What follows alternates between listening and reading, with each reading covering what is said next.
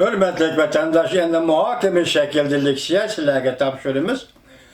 Bu leksiyaning 5-da sizlarga so'zlab bo'lgan edim yaqinda.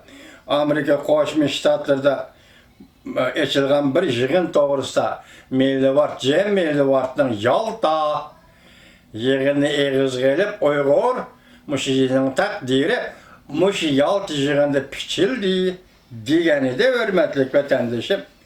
Endilikda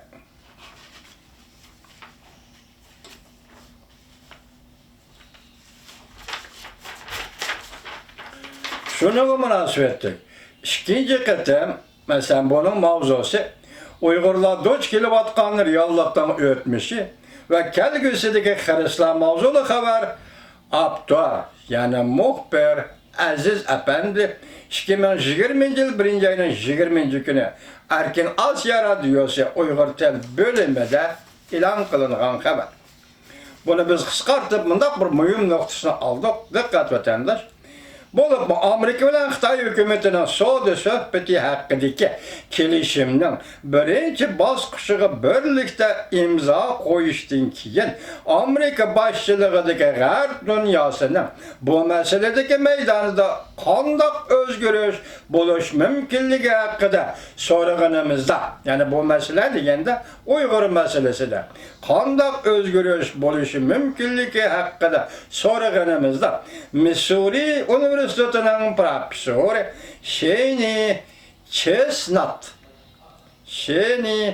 Chestnut savdo kelişimi bilen Uygurlar meselesini bağlı bilişten aciziz ekanligini alayda ta'kidledi. Bu radyoda berilgan haber. Biz sizlarga leksiya qilib so'zlab bo'ldik. Uyg'urning taqdiri, ya'ni Yalta yig'inida pichib tashlangan edi yoki kesib etilgan edi. Hal qilib bo'lgan edi. Şu vaqtida tugagan edi, oxirlashgan edi. Mazmuni shu. Buning mazmuni konkretlashtirsangiz, Uyg'urning taqdiri Yalta yig'inida Stalin tarafidan Xitoyga qo'shib berildi. Yalta yig'inida Stalin tarafidan Xitoyga setib berildi. Endi qolgan jarayonlarni birda ikkida so'zlab keldik.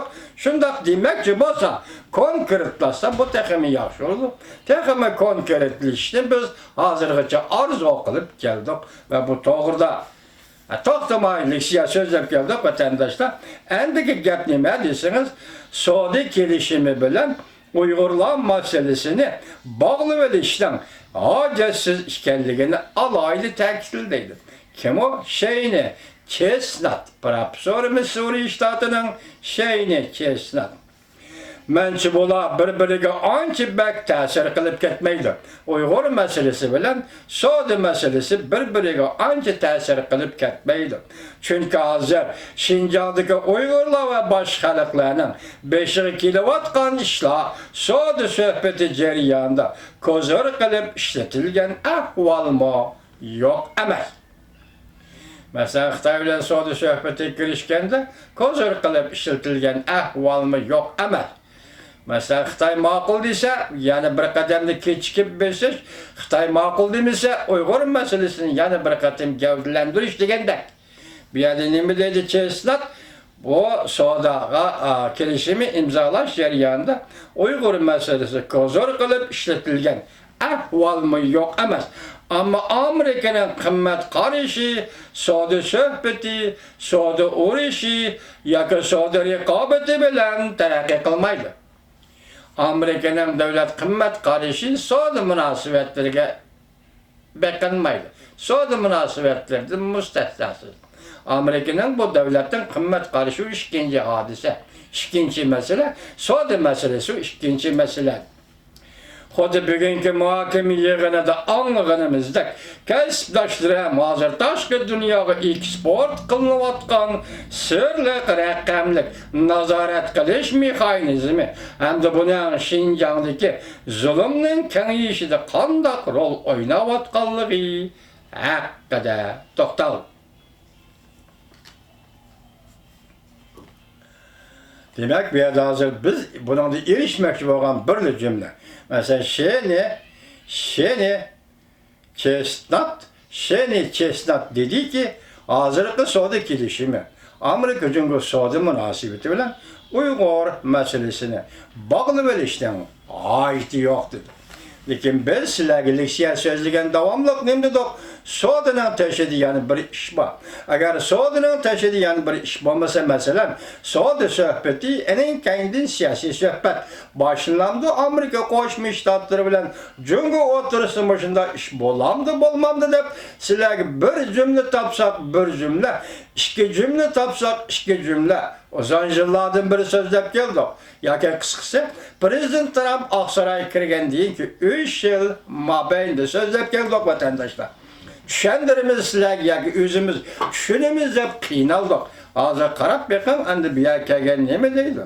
Uyg'ur masalasining so'zi bilan bog'lanishdan hojat yo'q. Hojatsiz bir masala.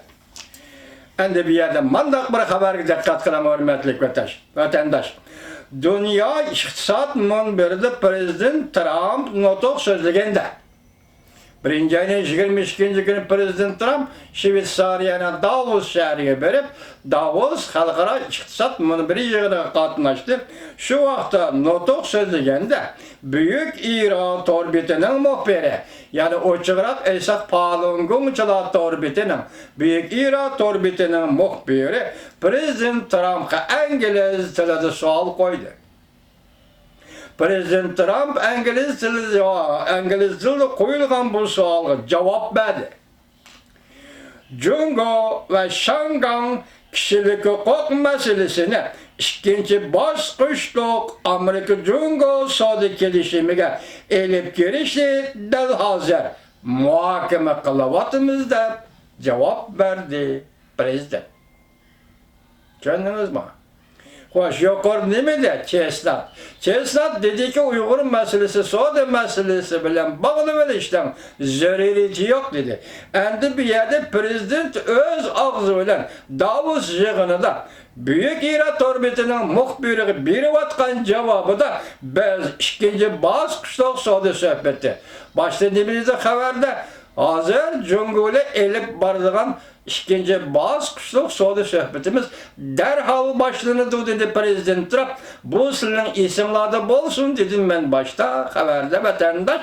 Endi bu yerda nima deydi Prezident Trump? Yana diqqat qiling. Buyuk İran torbitining muxbiri so'ragan savollarga javob berdi. Jungo va Shangang kishilik huquq masalasini ikkinchi bosqichliq Amerika Jungo savdo kelishimiga elib kirishni dal hozir muhokama qilyapmiz deb javob berdi. Demek birinchi bosqichliq savdo kelishimi imzolanib bo'ldi 1-ayning 15-kuni. Ikkinchi bosqichliq savdo kelishimi suhbati darhol boshlanadi deb yuqorida ko'rsatdi Prezident Trump. Buni qaysi rost? Mesela Chestnut Efendi'ni ziyaret kılgan muhbirimiz Efendi, Aziz Efendi, yani mümkün bo'lsa bu savolni qo'yib bergan şu kişilerge, bunun qaysi rost? Chestnut Efendi deydi, savdo kelishimi bilan Uyg'urlar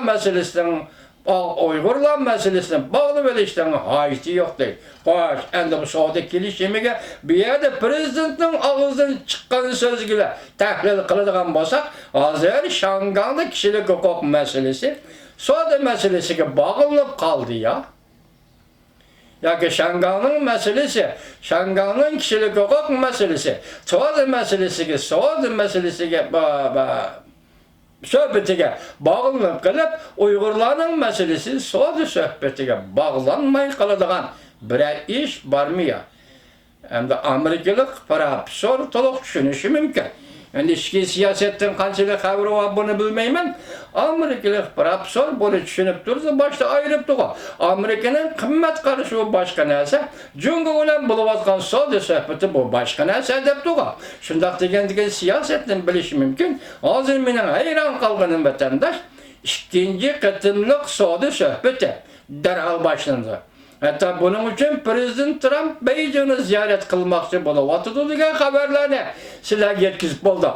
Ikkinchi qatimliq savdo suhbatida Shangang masalasi, Jungo masalasi, ya'ni Shangangda kishilik huquq masalasi, Jungoning buningga tutgan masalasi, tutgan maydoni masalasi, ikkinchi qatimliq savdo suhbatining balki bosh mazmunidir, yoki ikkinchi mazmunidir. yoki 3-chi mazmunida buningdan qat'iy nazar ish qilib, bu qatim 2-chi qatimliq savdo suhbatida Amerika Jungo savdo suhbatida Shangang kishilik huquq masalasi Jungoning oldiga qo'yildi ekan. Acaba Xinjiang kishilik huquq masalasi qo'yilmadi ekan? Men bu savolni Chestnut apandiga qo'yyapman. Buni muxbirimiz Azizmi xabar topdi buningdan. Endi men bu savolni Chestnut apandiga qo'yyapmanki, siz dedingiz savdo masalasi, savdo suhbatini Uyg'urlarning taqdiriga bog'lab bilish hojatsiz dedingiz. Endi bu savdo suhbatining ikkinchi bosqichi hozir Shangang masalasi bilan Jungo masalasi, ya'ni kishilik huquq masalasi bo'lib qoldi. Yoki bundoq aytsak, o'choqroq aytsak, Shangang masalasi Amerika Jungo o'rtasidagi savdo suhbatiga, balki ikkinchi qatimliq savdo suhbatiga bog'lanishlik bo'lib qoldi ya. Uyg'urning kishilik huquq masalasi bunaqa bog'lanishlik bo'lmamdi ekan. Masalan, Shangangda yenib Uyg'urda yenib Tibet, bu masala Jungo bilan Amerika o'rtasidagi savdo suhbatiga, ya'ni ikkinchi qatimliq suhbatga bog'lanishlik bo'lmamdi ekan. Bu yerda prezident faqat Shangang, Hong Kongni eg'izga olibdi. Uyg'urni eg'izga olmabdi. Bu cho'ng gap emas. Çünkü hamisha eg'izga ilib yuravermaydi o vatandoshim. Hamisha Uyg'ur, Xinjiang yoki Shangang, Hong Kong deb yuravermaydi. So'z suhbati so'rini bor, so'rin tanlaydi. Qayerda qaysi gapni qilish, qayerda nima qilish, qaysi so'zni qilish, Twitterda qanday fikr qoldirish bu tamoman prezident Trampning o'zining ixtiyoridir. Mening hayron bo'lib o'tganim